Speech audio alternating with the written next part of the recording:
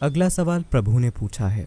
नमस्कारम सतगुरु, कल आपने देवी देवताओं को साधन बताया। जब मैं किसी साधन का इस्तेमाल करता हूँ तब वे मेरी किसी इंद्रिय की क्षमता बढ़ाते हैं। मैं 5 इंद्रियों से परे किसी चीज़ का बोध नहीं पा सकता, तो मैं किसी देवता जैसे साधन का उपयोग कैसे करूं, जो शायद उस आयाम के मेरे अनुभव को ऊंचा उठाते हैं जिसका मैं इस समय बोध ही नहीं कर सकता। नहीं, पहले मौजूदा बोध को ऊंचा उठाइए, चश्मा पहनिए, आपको बेहतर दिखाई देगा। हाँ, अगर आप बस एक छोटा सा अदृश्य कॉन्टैक्ट लेंस पहनते हैं तो अचानक दुनिया साफ दिखने लगती है। बस यही करना है। किसी देवी देवता से इस दृष्टिकोण के साथ मत जुड़िए कि मैं ये पाना चाहता हूं या वो पाना चाहता हूं। कुछ लोग ऐसा करते हैं, पर यह तरीका ठीक नहीं है। सरल तरीका यह है, अगर देवता अच्छे से प्राण प्रतिष्ठित किए गए हैं, अच्छे तरीके का मतलब यह है कि हर देवता आम तौर पर खास उद्देश्य के लिए प्रतिष्ठित किया गया है। हमारे पास ध्यान लिंगा है, वे ध्यान के लिए हैं। वहां रोइए मत, वहां ये मत कहिए ध्यान लिंगा मेरी आर्थिक स्थिति अच्छी नहीं है प्लीज। वे बस ऐसे बैठे रहेंगे, क्योंकि वे आर्थिक स्थिति नहीं समझते, उन्हें फर्क नहीं पड़ता।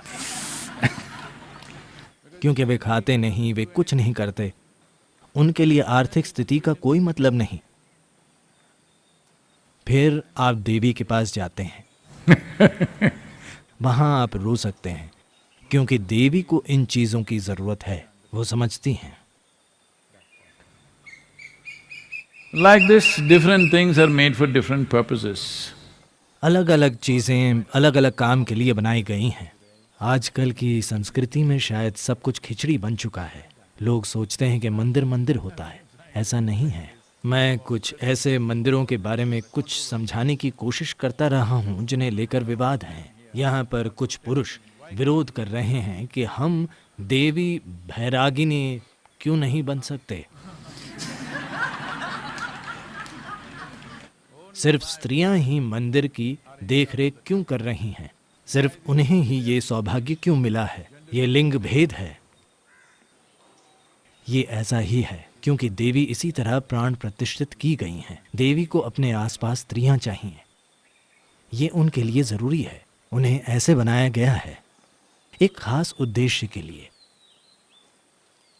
एक खास उद्देश्य के लिए प्राण प्रतिष्ठित करने का मतलब है, प्रतिष्ठापन अलग अलग तरह के होते हैं। कुछ प्रतिष्ठापन ऐसे होते हैं जो सिर्फ गुंजायमान होते हैं, वे कोई फर्क नहीं करते। जैसे सूर्य कुंड में ऐसे ही लिंग हैं, वे कोई फर्क नहीं करते, वे बस कंपायमान हैं। वे पुरुष ऊर्जा के लिए स्थापित किए गए हैं, वे बस गुंजायमान हैं। उन्हें नहीं पता कि कौन आया है। अगर आप एक भैंस को भी कुंड में डाल दें तो उन्हें पता नहीं चलेगा। वे वही चीज करेंगे क्योंकि वे प्रकाश की तरह हैं। प्रकाश है, आप पढ़ सकते हैं, लिख सकते हैं, देख सकते हैं, आप जो चाहे कर सकते हैं, उन्हें परवाह नहीं है। प्रकाश बस फैलता है। तो उनकी प्राण प्रतिष्ठा ऐसी है कि उन्हें कोई फर्क या उनमें विवेक नहीं है। पर ध्यान लिंगा देवी, इन्हें अलग तरह से बनाया गया है, उनमें विवेक है। अब मैं जो कह रहा हूं उसे शाब्दिक अर्थों में मत लीजिए। जब आप मंदिर में जाते हैं तो देवता जानता है कि आप कौन हैं। जानना यानी ये नहीं कि वह आपका या आपके पिता का नाम जानते हैं, हमें फर्क नहीं पड़ता। मैंने आपके पिता का नाम कभी नहीं पूछा। जब मैं अपनी पत्नी से शादी करने वाला था तब मैंने उससे ये नहीं पूछा तुम्हारे पिता का नाम क्या है। मेरे पिता अचंभित हुए थे कि उसके पिता का नाम जाने बिना तुम उससे शादी कर रहे हो। मैंने कहा मैं बस उस लड़की से शादी कर रहा हूं।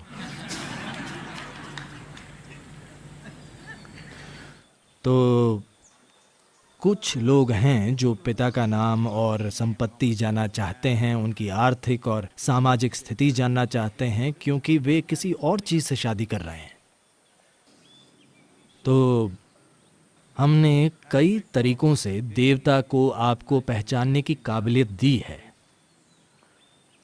इसे बहुत ही सूक्ष्म जटिल तरीके से किया गया है ताकि वे किसी को भी उनकी ऊर्जा स्थिति के अनुसार, वर्तमान जीवन स्तर के अनुसार या विकास स्तर के अनुसार पहचान लेते हैं उस तरह से। पर ऐसे दूसरे देवता हैं जो दक्षिण भारत में बहुत आम हैं, जो शायद आज उत्तर में खो गए हैं, जैसे कुल देवता होते हैं या कुल देवियां होती हैं, जिसका मतलब है A particular deity created for a particular kula. Kula means a smaller segment of a caste. एक खास देवता को एक खास कुल के लिए बनाया जाता है। कुल यानी जाति का एक छोटा सा हिस्सा। उस कुल के वंश का नक्शा लेकर उस देवता को सिर्फ उसी वंश की मदद करने के लिए प्राण प्रतिष्ठित किया जाता है। इसीलिए गांवों में झगड़ा होता है, क्योंकि दो कुल या जाति के बीच शादी का मतलब है कि उनका अपना देवता नहीं रहेगा, वे जाति से बाहर हो जाएंगे। वैसे अब ये सामाजिक मुद्दा बन चुका है और भद्दा हो गया है, ये एक अलग बात है, पर वाकई ये इसी समझ पर आधारित है, क्योंकि एक ऊर्जा रूप बनाया गया था जो उस वंश की सूचना का ध्यान रखता था।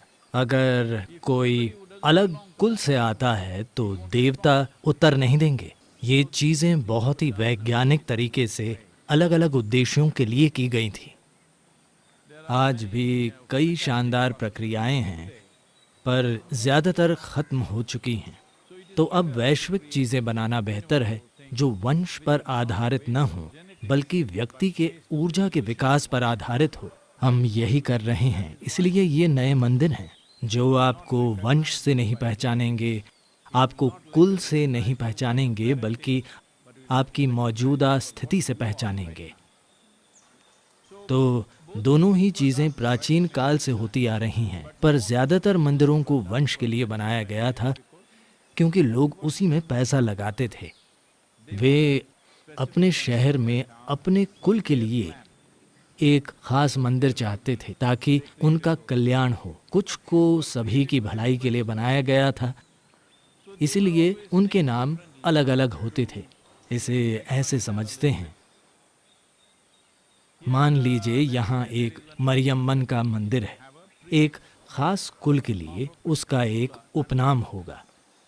पर मान लीजिए कोई दूसरा मंदिर जैसे काशी विश्वनाथ, ये विश्वनाथ हैं, यानी पूरी दुनिया के लिए। वे आपको वंश से नहीं पहचानते, वे आपको ऊर्जा के और विकास के अर्थों में आप फिलहाल जो हैं उससे पहचानते हैं।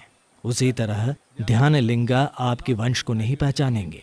उन्हें परवाह नहीं कि आप अपनी माँ के गर्भ से आए या आसमान से गिरे, क्योंकि हम नहीं सोचते कि माँ के गर्भ से आने में या आसमान से गिरने में से कोई तरीका बेहतर है। आप कैसे आए इसका महत्व नहीं है, आप अभी कैसे हैं यही मायने रखता है। तो ये प्राण प्रतिष्ठा का एक अलग आयाम है। तो जब हम देवताओं और आपके बोध के विकास की बात करते हैं, तो आप वहाँ अपने बोध को बढ़ाने नहीं जाते, वहाँ एक प्रक्रिया करनी होती है। आप बस वो प्रक्रिया कीजिए, आप शायद विकसित हो जाएं। ओह, तो कुछ पक्का नहीं है, ऐसा नहीं है। ये इस पर निर्भर करता है कि आप कहाँ हैं, उसी हिसाब से ये आपको विकसित करेगा। अगर आपका ऐसा विकास हो जाए जिसके लिए आप तैयार न हो, तो विश्वास कीजिए आप पागल हो जाएंगे, दिमाग टूट जाएगा। अगर आपने वो चीज़ें देखी होती जो मैंने बचपन में देखी थी, तो आप में से कई अपना मानसिक संतुलन खो बैठते, क्योंकि मैंने हर तरह की चीज़ें देखी थी और मैं ऐसे बैठता था। और मेरे आसपास के लोग भी ये सोचते थे कि मुझे कोई मानसिक रोग तो नहीं, क्योंकि मैं इस तरह से हर तरह की असंभव चीज़ें देखता था। तो अगर आप कुछ ऐसा देखने का बोध विकसित कर लेते हैं जिसके लिए आपकी मानसिक और ऊर्जा संरचना तैयार नहीं है, तो आप बिखर जाएंगे। तो आपको किसी खास स्तर के बोध के पीछे नहीं भागना चाहिए। आप बस जाकर प्रक्रिया कीजिए। देवता ऐसे बनाए गए हैं कि उनकी बुद्धि आपसे ऊंची है। आप उन्हें अपने साथ काम करने दीजिए। आप बस वो साधना करें जो तय की गई है। यही तरीका है, यही कोड है। साधना कीजिए, देखते हैं आप कहाँ तक पहुँच पाते हैं। ये इससे तय होगा कि आप कौन हैं।